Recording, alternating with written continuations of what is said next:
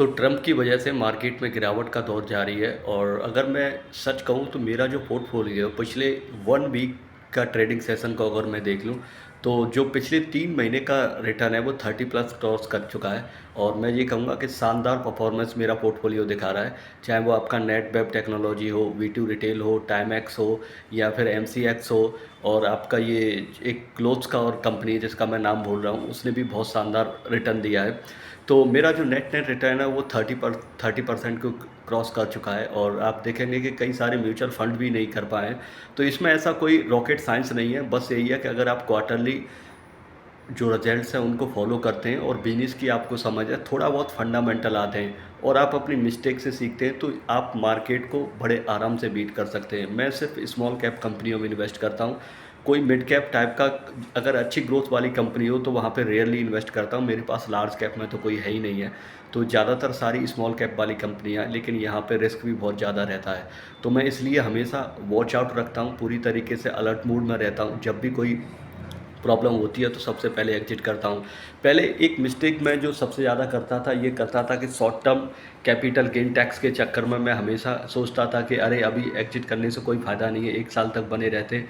इस चक्कर में कई सारी जगह पे ऐसा हुआ था कि मुझे जो प्रॉफ़िट मिलना चाहिए था वो नहीं मिल पाया था, जो रिटर्न था वो कहीं न कहीं कंप्रोमाइज़ हुआ था। लेकिन पिछले 1-2 साल से मैं ये मिस्टेक नहीं करता हूँ।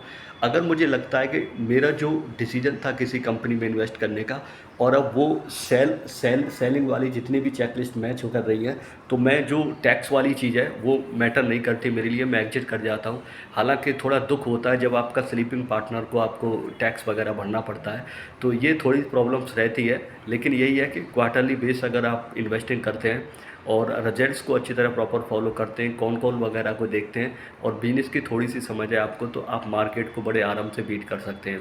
अभी का सिनेरियो ऐसा है कि ट्रंप एक दिन इंडिया की तारीफ़ कर देता है, great country, PM Modi is very great person, my friend, birthday wish कर देता है, लेकिन नेक्स्ट डे कोई ना कोई ऐसी बॉम्ब फोड़ देता है जिससे इंडियन मार्केट पे सेंटीमेंट नेगेटिव हो जाते हैं।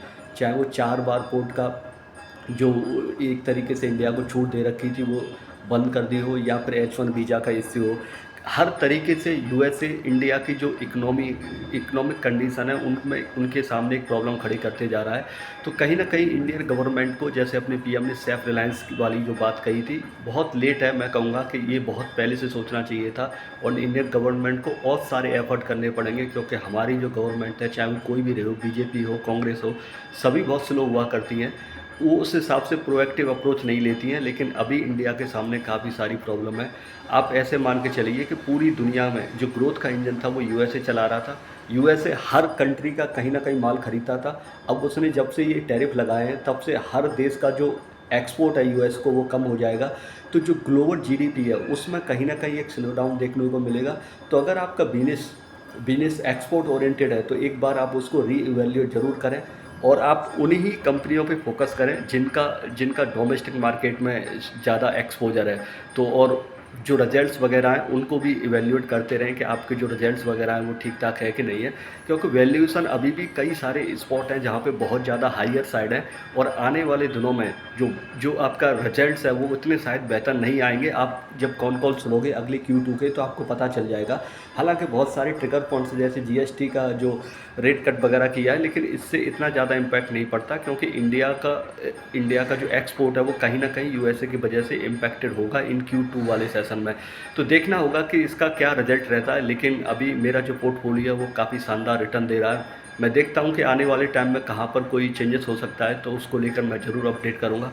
अभी के लिए बस इतना ही। आप जो भी इन्वेस्टमेंट करें अभी थोड़ा पॉज मूड में रहें, Q2 के रिजल्ट का वेट कर लें और जहाँ भी आपने इन्वेस्ट कर रखा है एक बार उसको रीइवैल्यूएट ज़रूर करें।